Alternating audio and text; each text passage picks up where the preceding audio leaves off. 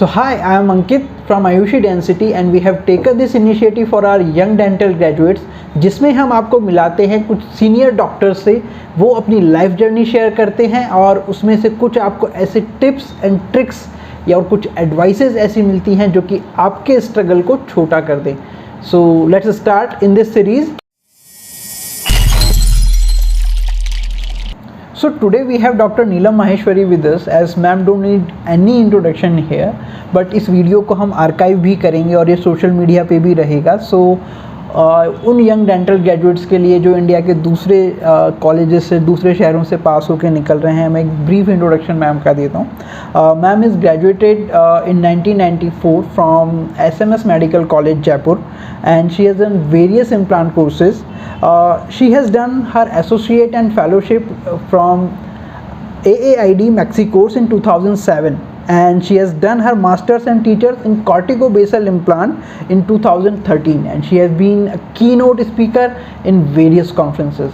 So ma'am, to start I will first request you कि आप थोड़ा सा अपनी लाइफ जर्नी के बारे में हमारे ऑडियंस को बताएं कि 1996 में जब आपने अपना करियर शुरू किया तब क्या चैलेंजेस थे और आपने कैसे उन्हें ओवरकम किया.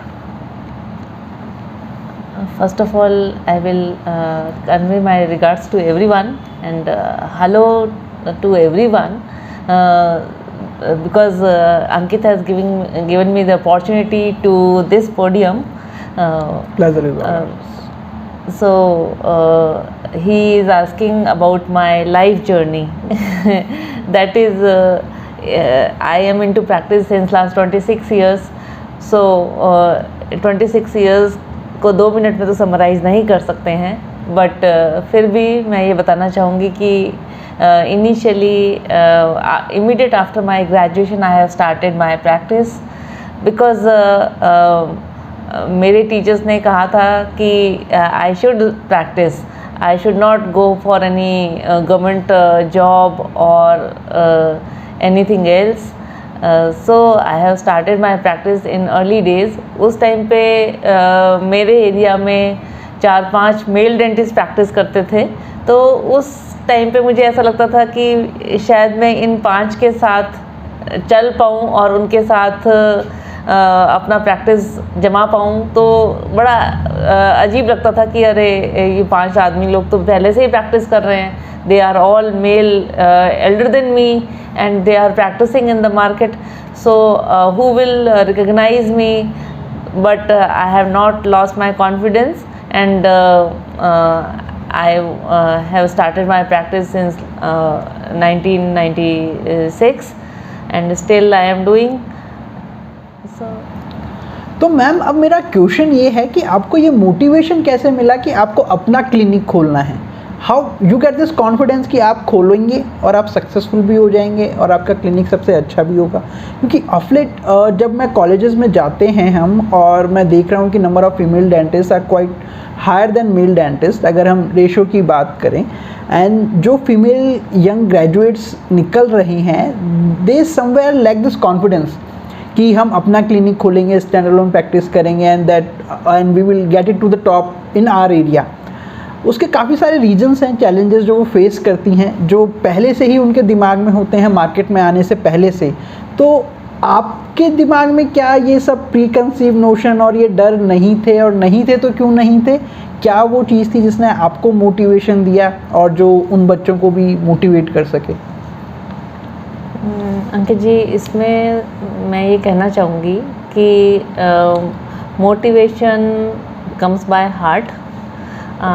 आपका फैमिली, आपके सोसाइटी, सब आपको मोटिवेट करते हैं. एक बार अगर आप अच्छा काम देते हो और एप्रिसिएशन मिलता है तो वो एक चेन की तरह काम करता है. मतलब आपको बार बार अच्छा काम देने का मन करता है, क्योंकि when you are in private practice, government practice में तो पेशेंट चला ही जाएगा, आपके पास आएगा ही आएगा.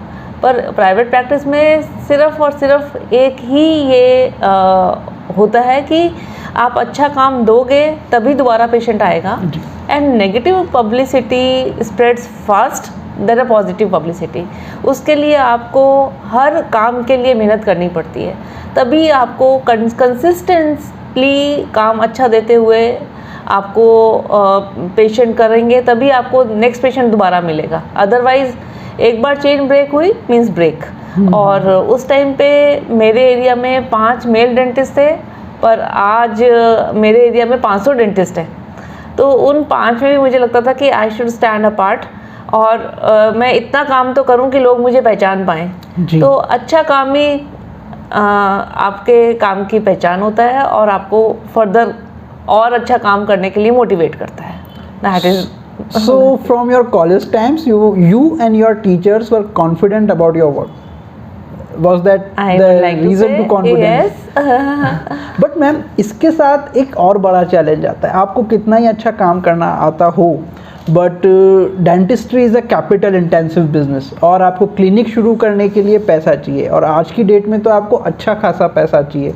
उस टाइम पे भी कैपिटल रिक्वायरमेंट रही होगी, तो how did you tackle that? Because अगर एक वही फीमेल डेंटिस्ट की हम बात करते हैं, शी इज़ अ बैचलर, तो पेरेंट्स का रहता है कि भाई हमें शादी में पैसा लगाना है, तो वो उतना इन्वेस्ट नहीं कर पाते। और अगर मैं शादी हो गई है और हस्बैंड डेंटिस्ट नहीं है, तो इन लॉज का थोड़ा सा रहता है कि भाई कितना पैसा हम लगाएं, और मतलब वो थोड़े से कैपिटल के जो चैलेंजेस आते हैं। तो आपके साथ क्या रहे वो चैलेंज, और आपने कैसे ओवरकम किया? देखिए, हर यंग एंटरप्रेन्योर के लिए ये एक इशू रहेगा, और आपको काम करना है या नहीं करना, इट डिपेंड्स ऑन यू। जब भी हम मतलब ग्रेजुएशन पोस्ट ग्रेजुएशन तक किसी भी फीमेल की age will be around 24-25, and if she is post graduate 27-28, तो ये इशू तो हर प्रोफेशन में आता है, सिर्फ डेंटिस्ट्री में नहीं आता। और हर किसी बिजनेस को, हर किसी स्टेप को स्टार्ट करने के लिए you need funds. And initially उस टाइम पे डेफिनेटली आप सही बोल रहे हो कि उतना नहीं चाहिए होता था, क्योंकि बहुत बेसिक डेंटिस्ट्री होती थी, एक्सट्रैक्शन हो गए, आरसीटीज हो गई, तो उसमें भी उस वक्त एंडोमोटर्स नहीं हुआ करती थी, एपेक्स लोकेटर्स नहीं हुआ करते थे। We verify everything with radiograph, और रेडियोग्राफ में भी आप पहले एक्सरे ले रहे हो, फिर डेवलप कर रहे हो, ये सारी चीज़ें बहुत लंबी होती थी। पर अब तो आपको आरवीजी भी चाहिए, एंडोमोटर भी चाहिए, मतलब फ्रॉम बेसिक स्टार्ट करने के लिए भी you need everything for your clinic. तो वो सब करने के लिए आपको फंड्स चाहिए होते हैं। But it's very good time कि आजकल मीडिया और इस तरह के कोर्सेज सब आपको सजेस्ट कर देते हैं कि what initially you need them, और धीरे धीरे you can increase your clinic income. जैसे जैसे आता जाए वैसे वैसे इन्वेस्ट करते जाओ। From single day you don't have to invest too much.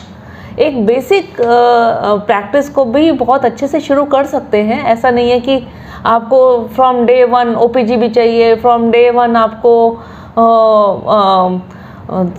आपको इंट्राओरल स्कैनर भी चाहिए, मतलब आपको सब कुछ एक साथ नहीं चाहिए होता।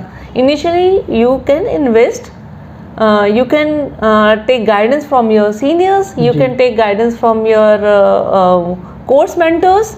They can easily guide you what initial investment you need and what type of practice you should perform, so that slowly gradually उससे क्या होगा, आपकी फैमिली पर का भी बर्डन नहीं पड़ेगा, और नंबर 2 आपका सोसाइटी में इन्फ्लुएंस आने लगेगा कि you are a good dentist, आप अच्छे से काम कर पा रहे हो। अब अच्छे से काम कर पाओगे तो आपके पास अपने आप सोर्स ऑफ इनकम जनरेट होगा, तो आप फर्दर इन्वेस्ट भी करते जाओगे। और अब तो जैसे लोन फैसिलिटीज भी थोड़ी बहुत हो जाती हैं, सेकंड हैंड भी मिल जाती हैं, बहुत अच्छी रहती हैं। जी जी जी। तो in that way we can perform. Yes ma'am. अब मैम जैसे मान लीजिए कैपिटल भी आ गया, but there are now 3 challenges, big challenges for a new clinic also and for a ठीक ठाक established clinic also, कि एक तो नया पेशेंट कैसे आए, पहला फुटफॉल कैसे आए, उसके बाद पेशेंट भी आ गया तो उस पेशेंट को ट्रीटमेंट कैसे एक्सप्लेन करना है, चार्जेस कैसे एक्सप्लेन करने हैं, उसे कन्विंस कैसे करना है, एंड अलॉन्ग विद दिस कि आपको ग्रो करना है तो आपको स्टाफ मैनेजमेंट भी आना चाहिए। तो ये 3 एक बड़े चैलेंज हैं, एंड सभी के लिए होते हैं, but to a young female individual ये थोड़े से बड़े हो जाते हैं, एंड आई थिंक मुझे मेरा परसेप्शन है ऐसा, बट ये तो सभी के लिए फ़ायदेमंद रहेगा इसका आंसर कि एक जिसने अभी अभी क्लिनिक खोला है वो कैसे इन तीनों चीज़ों को मैनेज करे। नया पेशेंट कैसे आए, उससे नया पेशेंट कैसे आए, इसको अगर बात की जाए तो आजकल यंग जनरेशन ज़्यादा अच्छे से टैकल करती है रादर देन माय जनरेशन। मतलब उस टाइम पे नया पेशेंट लेना मेरे लिए ज़्यादा चैलेंजिंग था रादर देन आजकल के बच्चों के लिए, क्योंकि आजकल के बच्चों के पास मीडिया इतना क्विक और फास्ट है कि दे कैन कैच। वो अपने इनिशियल वीडियोस बना करके डालते हैं और अपने क्लिनिक के बारे में बोलते हैं और अपने खुद के बारे में बोलते हैं, and in that way they are very tech सेवी।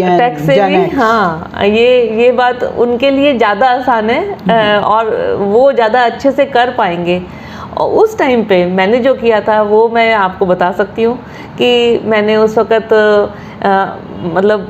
मेरे क्लिनिक के पास जितने भी स्कूल्स थे उसमें dental checkups, health checkups camps किए थे, नॉट परफॉर्मेंस, मतलब उनका काम नहीं किया था बट उनको चेकअप ज़रूर किया था, ताकि टीचर्स को, उनके पेरेंट्स को मोटिवेट किया था कि Y dental health is important. क्योंकि ये भी आजकल क्या उस टाइम पे किसी को पता भी नहीं था कि वाई डेंटिस्ट्री इज़ इम्पॉर्टेंट जी। और जितने ओल्ड एज होम्स हैं उसमें जाकर के आप सर्विस कैंप करो, मतलब मैंने किए थे, सर्विस कैंप भी किए थे कि अपना पोर्टेबल चेयर से ले जा कर के उनके लिए स्केलिंग करना, उनके मोबाइल टीथ एक्सट्रैक्ट करना और फिलिंग्स परफॉर्म करना, उनको जनरल हेल्थ के बारे में बताना। ये सब करने से आपको बड़ों का आशीर्वाद तो मिलता ही मिलता है, सोसाइटी का भी आपको प्लस मिलता है।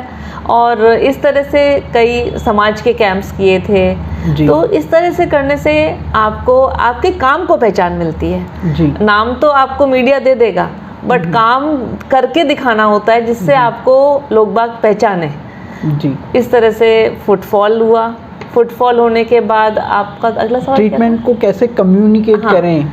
ट्रीटमेंट के बारे में अगर आप अपडेटेड रहोगे और किसी चीज़ के बारे में बहुत अच्छे से जानोगे तो डेफिनेटली आप बहुत अच्छे से बता पाओगे। आप ऐसे नहीं कि आपने अंडरग्रेड के टाइम पे कोई क्लिनिकल पोस्टिंग ही अटेंड नहीं की हो और फिर आप सोचो कि मैं तो एक दो बार RCT सीख करके RCT बता दूं, तो दैट इज़ नॉट पॉसिबल। आपको ये ज़रूरी है कि आपने अपने इंटर्नशिप प्रोग्राम्स को बहुत अच्छे से किया हो, तभी आप ये सब काम बहुत अच्छे से कर पाएंगे, नहीं तो बहुत डिफ़िकल्टी होती है। अगर आपको मालूम होगा कि पेशेंट का हिस्ट्री कैसे लेना है, पेशेंट की क्या नीड है, अच्छी history will come into proper diagnosis. Proper diagnosis, after proper diagnosis you can perform well with the work. तो ये सब चीज़ें तो आपको अपने अंडरग्रेड लेवल में अच्छे से सीखनी होंगी।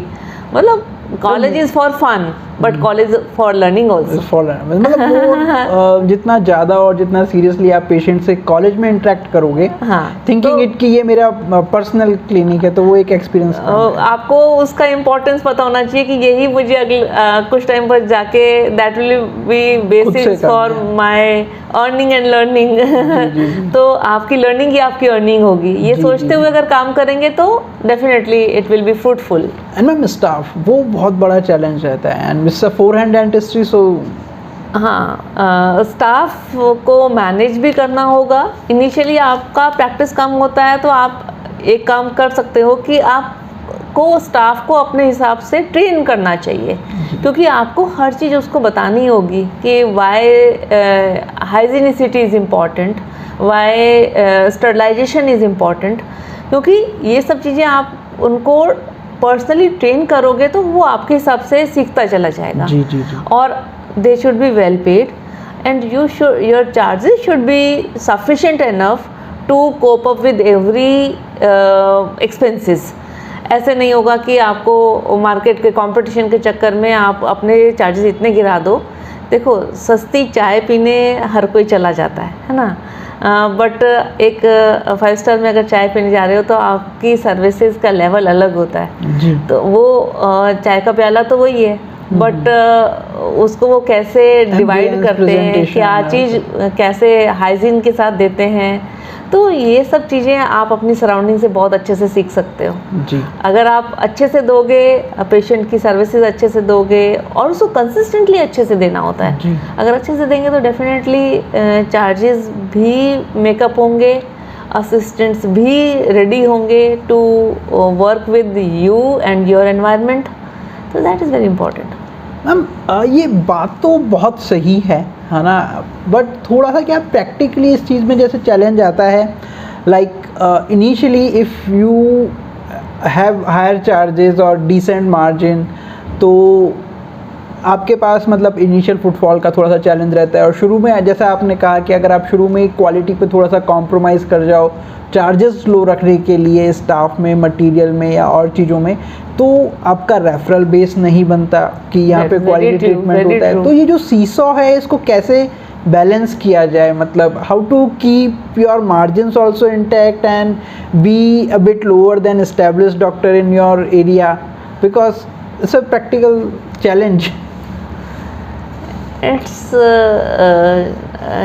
It can be a challenge, but if you deliver the quality work, your patient will come with 2 more patients, then it will be compensated. हाँ और मतलब ये भी कह सकते हैं कि अभी शुरू में उनके लाइफस्टाइल एक्सपेंसेस कम है, आप थोड़ा पर्सनल पूरी फैमिली नहीं है और ये सब वो चीज़ें तो हैं। आपका थोड़ा जवाब सा- ही मेरा जवाब है इसमें, हाँ, हाँ, उसमें कोई नई बात नहीं है, बट दैट इज़ गुड कि आपको क्वालिटी नहीं कॉम्प्रोमाइज़ करनी, मेरा से तो क्वालिटी यही इज द होगा। की, हाँ, मतलब रेफरल बनना अगर चाहिए। आपका क्वालिटी मेंटेन रहेगा उस टाइम में आप कुड यू थिंक कि एक फिलिंग का कितना लाइफ होगा।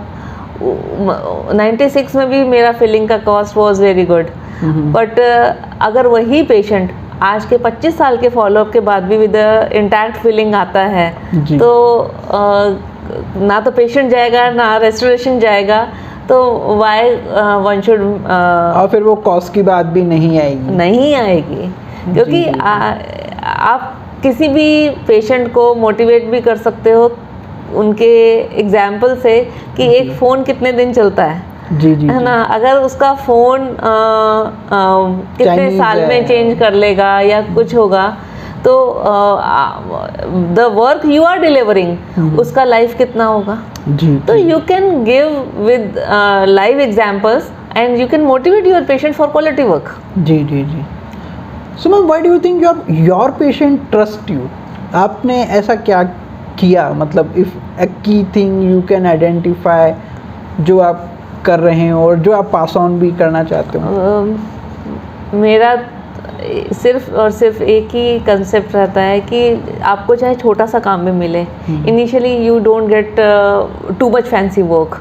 आपको स्माइल डिज़ाइन नहीं मिल रही है एक साथ करने को, या आपको बड़े इनविजिलाइन करने को नहीं मिलते, या फुल माउथ इम्प्लांट्स नहीं मिलते, इनिशियली आपको नहीं मिलेगा, बिकॉज आपको छोटे छोटे काम को भी इतना अच्छे से डिलीवर करना होगा। एक आरपीडी मिल रही है तो क्या, next time that patient will you have to tell the consequences of RPD और FPD और इम्प्लांट। आप उसको एक आरपीडी भी बना के दो, तो बहुत अच्छी आरपीडी बना के दो, तो उसको अच्छा लगे कि if she can give me a good work for so many years, वो ट्रस्ट फैक्टर बढ़ता जाएगा। जी that patient will turn into your implant patient. जी तो in that way small work with quality will give you the big work. Trust with come with time.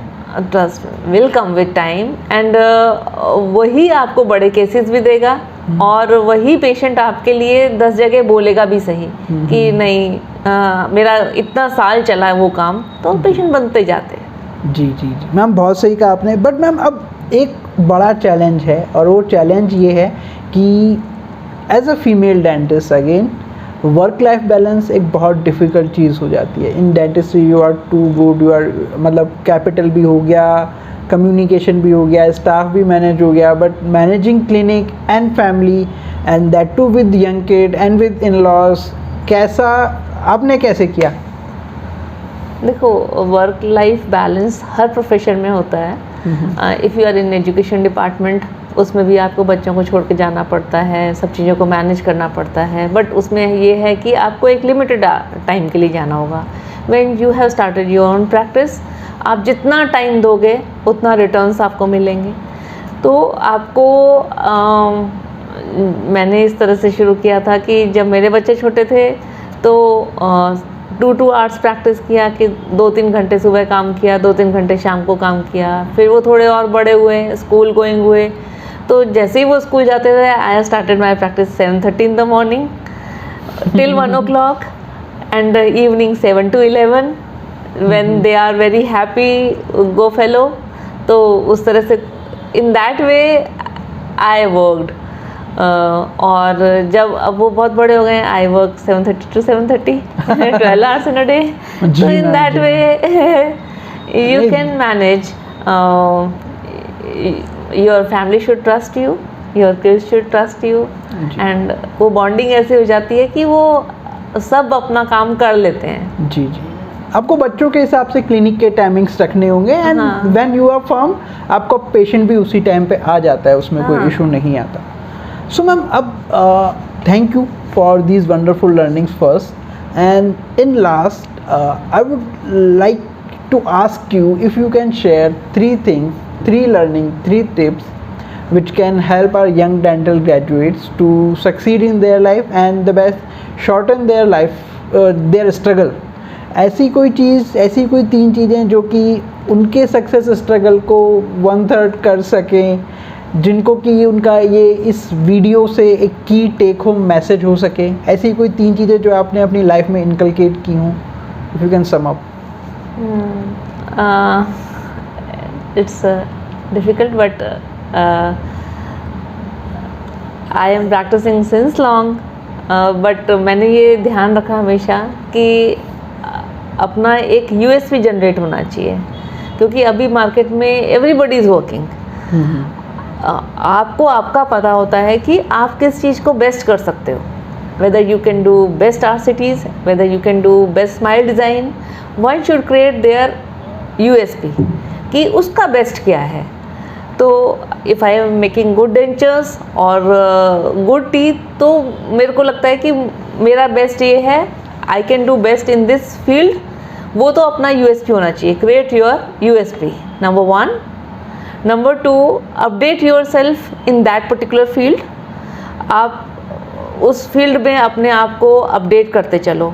जो आपका USP है वो आपको बहुत अच्छे से आना चाहिए कि what is the markets requirement, और उस हिसाब से आप अपने आप को अपडेट करो and be confident for delivering that particular work. And last but not least, one should do every little work with your passion. That is the key for success। So the key take home message is create your own USP, update yourself and work with passion। Am I right, ma'am? Yes। So ma'am, thank you, thanks a lot for your time and sharing your कहते हैं ना gems of wisdom with your fellow dental graduates। and I think कि there will be कहते हैं ना कि एक मैंने मोटिवेशनल स्पीकर का सुना था जो कहते हैं कि मेरी टॉक के एंड में मैं कहता जब मैं एक स्टोरी सुनाता हूँ या इस कम्युनिकेशन से हो सकता है कि कोई एक डॉक्टर ऐसे हो जिनको कि आपके इन एडवाइसेस से एक बहुत बड़ी हेल्प मिले and they can get a silver lining and turn out to be a good dentist as you. तो हमारा एफर्ट सक्सेसफुल हो जाएगा। So thank you ma'am, thanks for your time.